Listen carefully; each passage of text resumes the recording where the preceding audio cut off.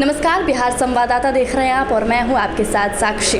आपको बता दें, आज बिहार बीजेपी प्रदेश कार्यालय में पदभार ग्रहण को लेकर जो है पूजा का आयोजन किया गया था। इसी कड़ी में हमारे साथ बातचीत करने के लिए है बीजेपी प्रवक्ता सुमित शशांक। तो ये जो पूजा का कार्यक्रम रखा गया था, ये किस पर्पज से? क्योंकि अब आजकल जो है पूजा करवाना जो है अब राजनीतिक मुद्दा हो गया है। देखिए, धर्मो रक्षित रक्षिता, जो धर्म की रक्षा करता है धर्म उसकी रक्षा करता है। भारतीय जनता पार्टी के आदर्श, विचार, संस्कार मर्यादा पुरुषोत्तम श्री रामचंद्र जी के संस्कारों से प्रेरित है। हम अखंड भारतवर्ष की परिकल्पना और अखंड भारतवर्ष के उद्देश्य के साथ चलने वाले लोग हैं। अंत्योदय के लिए प्रतिबद्ध लोग हैं। रामायण से प्रभावित लोग हैं, भगवत गीता से प्रभावित लोग हैं, वेदों से प्रभावित लोग हैं। ये हमारी सभ्यता और संस्कृति का हिस्सा है। तो जिस सभ्यता और संस्कृति में राम, कृष्ण, बुद्ध जैसे लोग हुए हैं, वैसे आचरण को अगर हम आगे बढ़ाते हैं और आगे फॉलो करते हैं तो ये निश्चय ही खुशी की बात है। जो लोग भी आरजेडी और जदयू के लोग अगर इन चीज़ों पर राजनीति करते हैं, तिलक लगाने वाले व्यक्तियों के विषय में, तिलक लगाने वाले जो आम लोग हैं उनके विषय में, रामायण के विषय में, महाभारत के विषय में अगर आप शब्द कहते हैं तो ये इनकी दोयम दर्जे की मानसिकता को दर्शाता है कि हरी टोपी पहनने वाले लोगों की गोद में बैठ करके जिस प्रकार से लालू यादव और नीतीश कुमार जैसे लोग जो खेल रहे हैं और बिहार को और देश के भविष्य को गर्त में पहुंचाने की कोशिश कर रहे हैं, इस प्रकार के लोगों से हमारी लड़ाई है। आपने देखा होगा कि पूर्व में जब भी हमारे महापुरुषों ने जन्म लिया तब उनकी लड़ाई बुराई के खिलाफ थी। लेकिन क्या हरी टोपी पहनना जो है देश को गर्त में कैसे ले जा सकती है? क्योंकि जो यहाँ लोकतंत्र भी है धर्म के साथ साथ, तो लोकतंत्र को भी तो बचाना एक तरह से। देखिए, भारत विभिन्न सभ्यता और संस्कृतियों का निवास स्थल है। विभिन्न परंपराओं, आदर्शों, विचारों को मानने वाले हम भारतीय जनता पार्टी के लोग सबका सम्मान करते हैं। परंतु जो भारत को माँ नहीं मानता है, भारत को खंडित करने की बात करता है, एक तरफ जहाँ हम भारत को माँ बोलते हैं और मातृभूमि कहते हैं, वहीं कुछ लोग इस देश में ऐसे हैं जो भारत को माँ नहीं मानते हैं और मातृभूमि नहीं बोलते हैं। तो इस प्रकार के लोगों से हमारा विरोध है और भारत को भूमि का टुकड़ा समझने वाले जो लोग हैं, इस प्रकार के लोगों से हमारा विरोध है। हम भारतीय जनता पार्टी के कार्यकर्ता देश की अखंडता के लिए अपने प्राणों की आहुति, अपने प्राणों की बलि देकर भी अगर भारत माँ की रक्षा करना होगा, भारत माँ के सपूतों की रक्षा करना होगा, तो हम अपने प्राणों की बलि देने से भी नहीं चूकेंगे। अब विपक्षियों का आरोप है कि अब भाजपा जो है अब हिंदू विरोधी पार्टी हो गई है। देखिए, इन लोगों की मति भ्रष्ट हो चुकी है। ये जो इस प्रकार के लोग, जो घमंडिया गठबंधन के जो लोग हैं, जिस प्रकार से आपने देखा होगा कि जब बाढ़ आता है, सैलाब आता है, तो विभिन्न प्रकार के जीव जंतु, सांप, छुछुंदर, बिल्ली, सभी एक ही पेड़ पे चढ़ जाते हैं अपनी जान बचाने के लिए।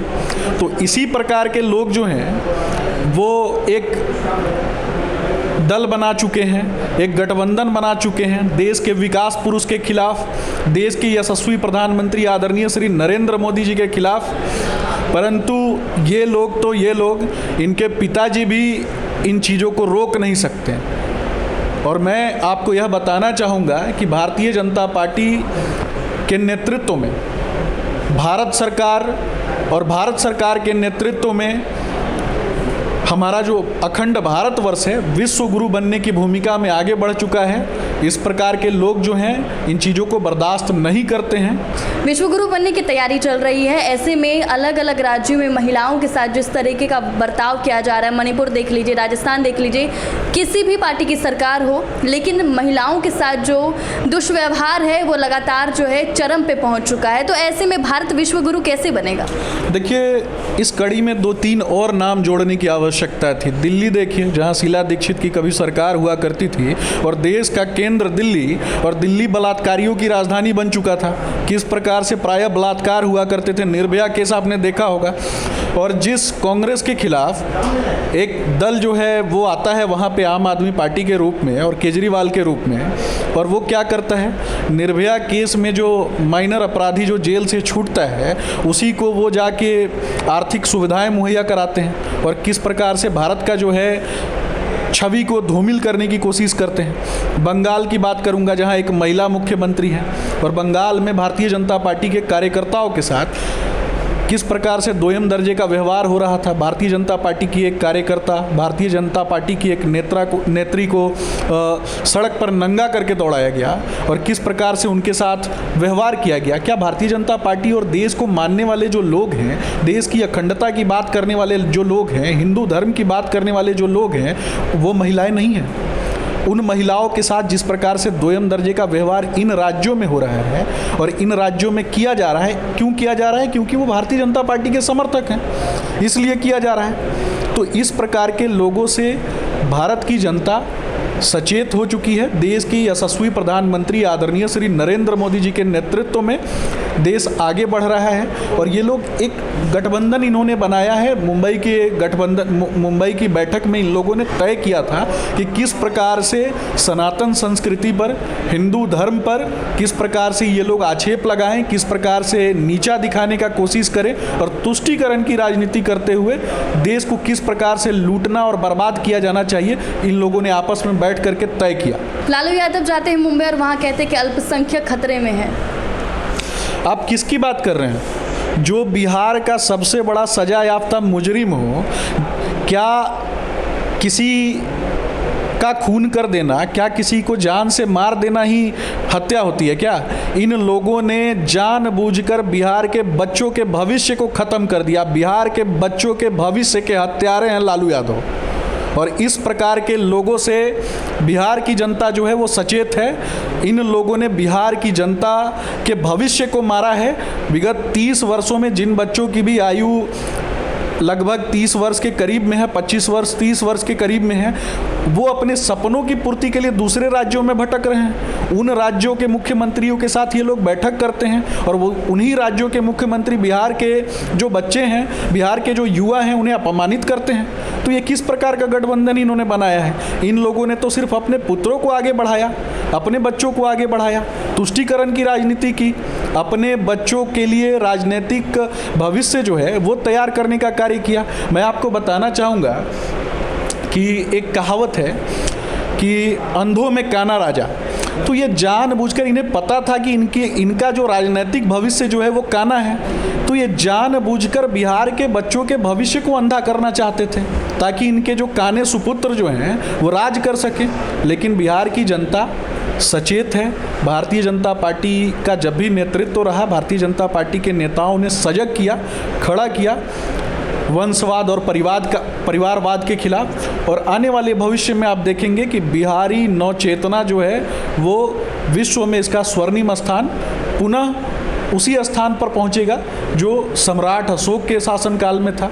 देश में सिर्फ धर्म ही एक मुद्दा नहीं है, बेरोजगारी, महंगाई भी मुद्दा है। तो क्या इस मुद्दे पर कब बात की जाएगी? धर्म पर तो सब आकर बयान दे रहे हैं, तो महंगाई और बेरोजगारी पर फिर कौन बोलेगा?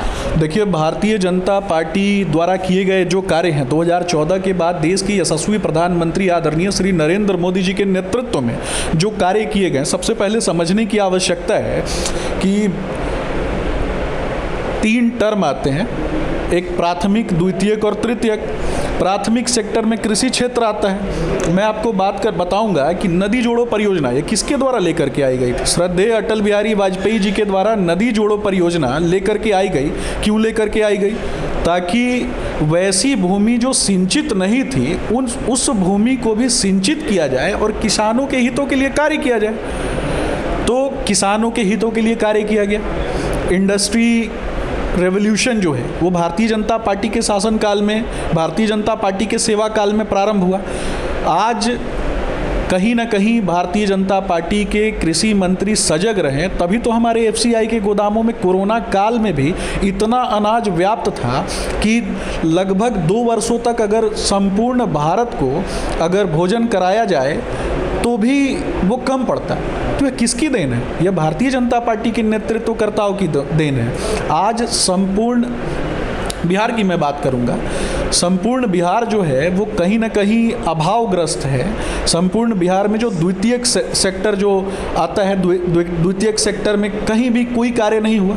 परंतु आप गुजरात जाएं, अन्य राज्यों में जाएं, मध्य प्रदेश जाएं, अन्य राज्यों में जब आप देखेंगे तो वहाँ पे द्वितीयक सेक्टर में किस प्रकार से कार्य किया गया? बिहार के लोगों को जानबूझ करके सिर्फ तृतीयक सेक्टर में रखा गया और तृतीयक सेक्टर में भी सबसे पिछड़े स्थान पे रखा गया। ये किसके कारण हुआ? ये लालू यादव और नीतीश कुमार जैसे लोगों के कारण हुआ। तो लेकिन जिस समय एनडीए के साथ गठबंधन में थे नीतीश कुमार, उस समय भाजपा ने क्यों नहीं सोचा बिहारियों के बारे में? देखिए, मैं आपको बताऊंगा कि भारतीय जनता पार्टी जब भी नीतीश कुमार जी के साथ भारतीय जनता पार्टी ने नीतीश कुमार को जब भी मुख्यमंत्री बनाने का कार्य किया, ये जो सुशासन बाबू का तमगा लेकर के जो घूमते हैं, ये तमगा किसने प्रदान किया है, किसके कारण मिला है? उस समय के हमारे तत्कालीन उप मुख्यमंत्री आदरणीय श्री सुशील मोदी जी के नेतृत्व में किस प्रकार से बिहार का इकोनॉमिक डेवलपमेंट किया गया। जो राज्य, जिस राज्य में सड़क में गड्ढे नहीं थे, गड्ढों में सड़क था, उस राज्य को अगर विकास के ट्रैक पर अगर किसी ने लाने का कोशिश किया, हत्या, अपहरण, लूट और बलात्कार से भरा हुआ राज्य को अगर ट्रैक पर लाने का अगर किसी ने कोशिश किया, तो क्या यह सिर्फ नीतीश कुमार ने किया? क्या यह भारतीय जनता पार्टी के नेतृत्व के द्वारा ही संभव हो पाया? नीतीश कुमार सिर्फ क्रेडिट टेकर हैं, इन्होंने सिर्फ क्रेडिट लिया, परंतु कहीं ना कहीं इनकी इच्छा शक्ति जो है वो कम पड़ गई हमारे लक्ष्यों में। और हम भारतीय जनता पार्टी के कार्यकर्ता, भारतीय जनता पार्टी के नेता बिहार को स्वर्णिम स्थान पर पहुंचाना चाहते थे, बिहार को उन्नत ऊंचाइयों पर पहुंचाना चाहते थे, परंतु नीतीश कुमार की मानसिकता जो है वो फर्श पर ही रह गई और उस फर्श से वो ऊपर नहीं बढ़ सके, इस कारण हम अलग हैं। तो अभी हम बात कर रहे थे बीजेपी प्रवक्ता सुमित शशांक से, जिन्होंने कहा है कि नीतीश कुमार जो है हमेशा से क्रेडिट ही लेते आ रहे हैं, क्योंकि बिहार में जिसने काम किया है वो जब एनडीए के साथ नीतीश कुमार की गठबंधन थी उस समय ही काम हुआ है। आपकी इस वीडियो पे क्या राय है हमारे कमेंट बॉक्स में ज़रूर बताएं और ऐसी तमाम खबरों से अपडेट रहने के लिए देखते रहें बिहार संवाददाता।